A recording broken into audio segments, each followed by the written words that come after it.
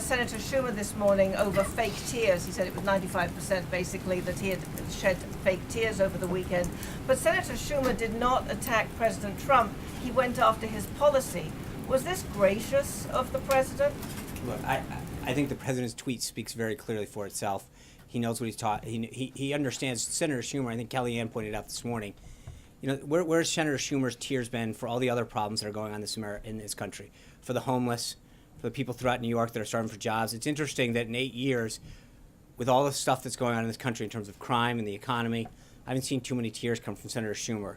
So, you know, and then my other question is, you said it's been 109 people. Yeah. But the Associated Press is reporting that the congressionally approved program by which 300 Iranian Christians, Jews, and Baha'is who are at threat of persecution in that country were coming to Austria as a way station to come to the United States have been blocked from coming to Austria. Right. So 109 were detained in the U.S. But that's another 300 who have been blocked from coming. Okay. So that's 409. No. That's not what I said.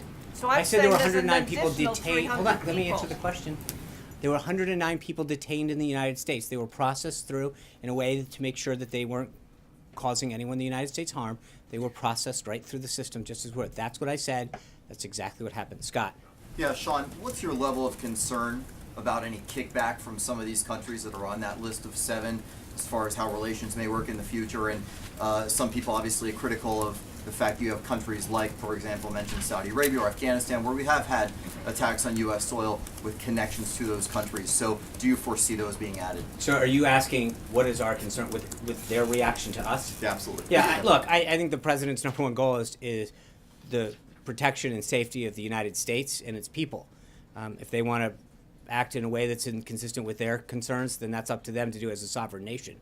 But it is our duty, and it is his duty, to make sure that this country and its people are protected first and foremost. Sean.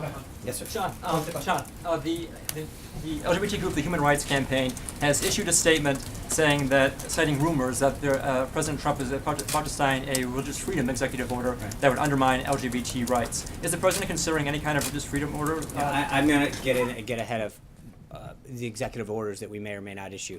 There's a lot of executive orders, a lot of things that the president has talked about and will continue to fulfill, but we have nothing on that front now. So you're denying it, then, essentially. Any chance of the 90-day ban being extended indefinitely?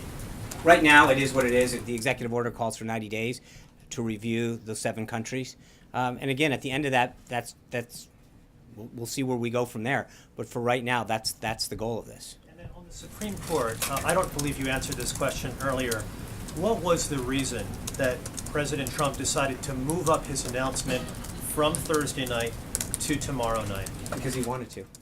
I mean, was it a way? I mean, was no. This is flip the script here. He wanted to move it up. He was ready to go. He made his, as he mentioned on Friday, he was making his decision. He made the decision, and the president chose to go with it. It's plain and simple. There's really nothing more. Daniel. The New York Immigration Coalition claims that a Syrian refugee with a visa was among the detainees released from custody at JFK Airport. Why was that individual allowed to enter the country? And was it a violation of President Trump's? I think every individual that's gone through the process has gone through vetting to make sure that they don't pose a threat to this country. So the individual must have gone through the system. I mean, it's pretty plain and simple. But I thought you... Yeah. The daily briefings were not on the president's schedule Tuesday, Wednesday, or Friday of last week. It's not on there today either. Can you confirm that he has not received the daily briefing on this day? No, he gets it every day. He gets it. Who does he get it from? I get it. He gets it every day. I just answered the question. Kristen. Sean, thanks. Jihadist groups celebrated news of the travel ban over the weekend, indicating that they see it as a recruiting tool. Former CIA and NSA Director Michael Hayden said that he believes this travel ban could make the U.S. less safe. So what do you say to those who argue this travel ban will make the country less safe? Again, let's go back and look at what it is. 7 countries that the Obama administration had already identified needed further travel restrictions. They didn't issue a ban. I understand that, but what I'm saying is that the president recognizes that it is his duty and obligation to make sure that we keep this country safe, and that and by instituting a process by which we look at these countries over a 90-day period, and the process by which people can come in and out of this country to ensure the safety of each and every one of us, I think is something that makes a heck of a lot of sense. So I understand, and I think in a lot of cases, and I say this respectfully, that I think some people have not read what exactly the order says and are reading it through misguided media reports. I mean, that's when you actually read the report and understand the nexus of it and how it's working. And again, look at how it worked. When you talk about the 325,000 people, 109 were temporarily inconvenienced for the safety of us all. Year-old from Iran for 5 Okay, hours and separated and they were from his processed mother. through, Kristen. That's the process. I get the point is that you can go through and nitpick and say, okay, well, this individual is, but that's why we slow it down a little, and to make sure that if they are a 5-year-old, that maybe they're with their parents and they don't pose a threat. But to assume that just because of someone's age or gender or whatever, that they don't pose a threat would be misguided and wrong. Let me just ask you about the rollout as well. Did Secretary Kelly find out about the executive order as it was being signed, and did Secretary Mattis find out only hours Now, earlier? what I'm going to tell you is what has been briefed out previously, which is that all appropriate agencies and individuals that were needed to be part of the process were. Everybody was kept in the loop at the level necessary to make sure that we rolled it out properly. Vivian. Respond to the former president? On that note, and how well were those departments briefed? I mean, you just said yourself that the president is willing to act very quickly when he has Right. to keep the country safe. And so, is there a lesson to be learned from what happened last week in terms of maybe better preparing the departments that are relevant? Well, again, let's. to But get the you information right. necessary? I understand the question that you're asking, but there's two things that have to get cleared up. One is if we announced this a lot earlier, it would have given people plenty of time to flood into the country who could have done us harm. That's not exactly a sound strategy, right? So the people that needed to be kept in the loop were kept in the loop. The people that needed to be briefed were.